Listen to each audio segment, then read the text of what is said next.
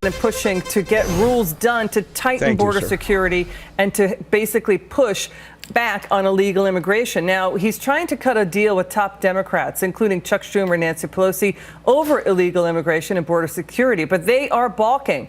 Mr. Schumer saying, quote, "We told the president at our meeting that we were open to reasonable border security measures alongside the DREAM Act, but this list that he wants goes so far beyond what is reasonable, fails to represent any attempt at compromise."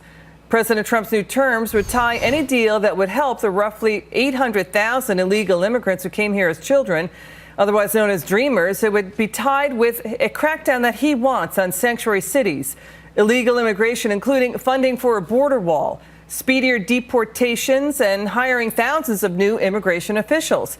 Let's take this to the political power panel. Bree Payton from The Federalist and liberal commentator Wendy Osefo join me now. Good to see you two. Hello, Thanks Liz. for having me. Bree, what do you think of Democrats balking at the president's new deal for tougher border security? Yeah, I guess I'm really, I can't understand it. I don't know exactly what they were expecting. These are all things that the president promised numerous times on the campaign trail over and over again, right? He said that he would build a border wall. He said that he would be cracking down on sanctuary cities. So, I mean, for Democrats to act like this is a huge surprise and totally came out of left field is really confusing to me.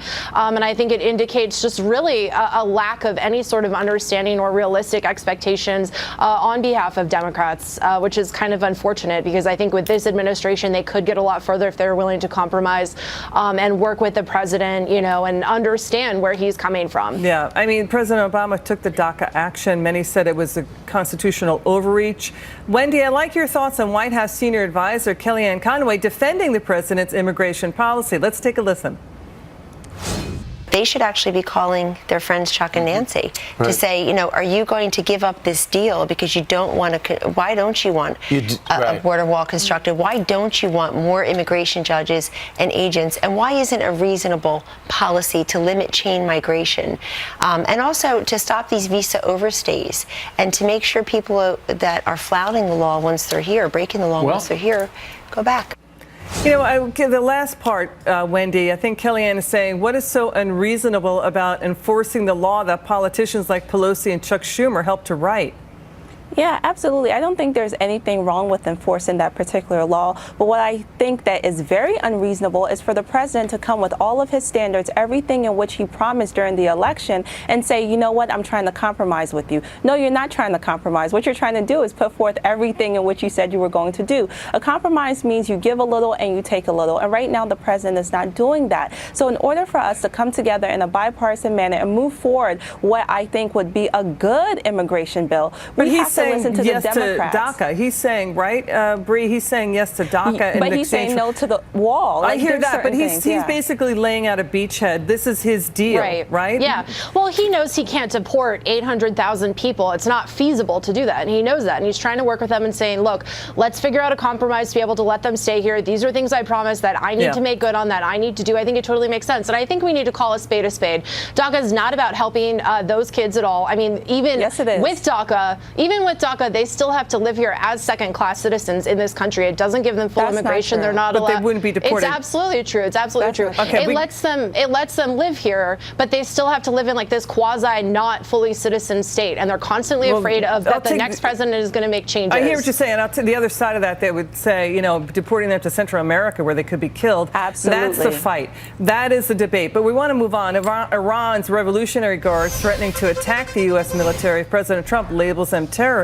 The chief of Iran's powerful Revolutionary Guard also saying the U.S. should move its military bases farther away from Iran's borders if it imposes new sanctions against Iran. Now, Wendy, is this further proof the Iran deal was a bad deal? I mean, how seriously should we take this threat? I think we should take any threat to our democracy, you know, highly serious. And I think that this threat, you know, meets that standard. However, I believe that we need to make pivots. Just like I've said on your show many times when it comes to Obamacare, it's not void of errors. And I think the Iran deal also falls under that category. There's definitely pivots that need to be made. And I think that the president also has to be mindful of his words and the words that he uses, because he doesn't want to antagonize any hostile power. We want to do this in a diplomatic way. So again, we can renegotiate, but again, we should not basically poke at the bear and say, hey, you know, we want you to bite us, because that's not what we want. Bree, a quick 10 seconds. Go ahead. Yeah, I think it makes sense for the president to talk tough. I mean, this is a chance. It's about to be decertified unless the president decides to renegotiate and make a better deal. I think it's very clear Iran is throwing a tantrum, and it goes to show that they were never really interested in diplomatic discussions to begin with. Thank you, Bree and Wendy. We'll see you both later again in the show. Thank you. Next up, let's check your money. Markets closing in the red. The Dow, NASDAQ, S&P 500 all down.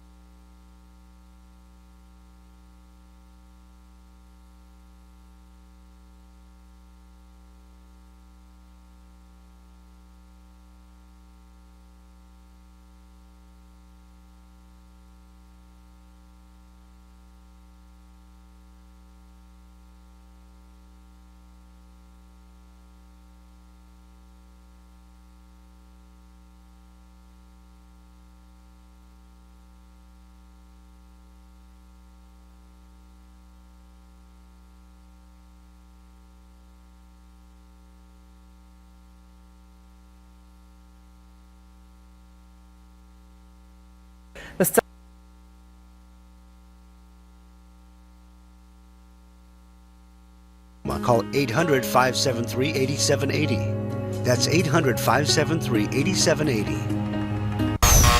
A PR disaster for Dove, the beauty products company. Outraged consumers after Dove posted this commercial on social media. The offending ad was a 3-second advertisement hawking Dove body wash. They called it "Ready for a Dove Shower." Now, it shows a looping image of an African-American woman removing a dark brown T-shirt to reveal a white woman.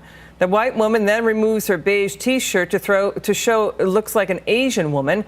Dove has since yanked the ad, but people downloaded and caught it and put it on social media. Dutch-British consumer goods company Unilever owns Dove. The stock closed the day slightly in the green. Let's bring back Ash. We got Wendy, Osefo, and Bree Payton with us now. Wendy, what was your reaction to that ad? Oh my goodness, this is a PR disaster and it is a nightmare. And the ad is racially insensitive. It has undertones of other soap commercials that we saw many, many years ago, where you have this type of thought that you wash off black, which is significant because it's saying that black is dirty and then white is clean. So this was a big miss here. They completely dropped the ball. I wonder who was in the boardroom to say this was okay. Yeah. But it was highly offensive. Or how did it even get out there? I mean, Bree, Dove responding on Twitter saying an image we recently posted on Facebook missed the mark in representing women of color thoughtfully. We deeply regret the offense it caused. How did this even get out of the company or even off the advertising planning boards? Yeah, I mean, that's a great question. Obviously, this ad is pretty terrible and shocking. I mean, anyone looking at it once would realize that this is a horrible idea.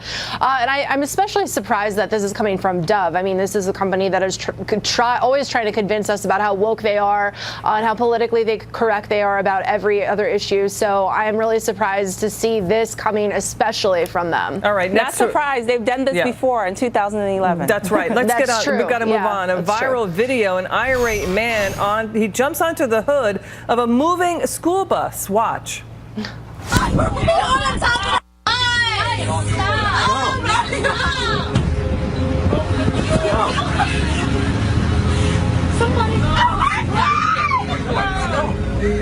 off the bus. That was posted to Facebook. Wendy, what was your reaction to this video?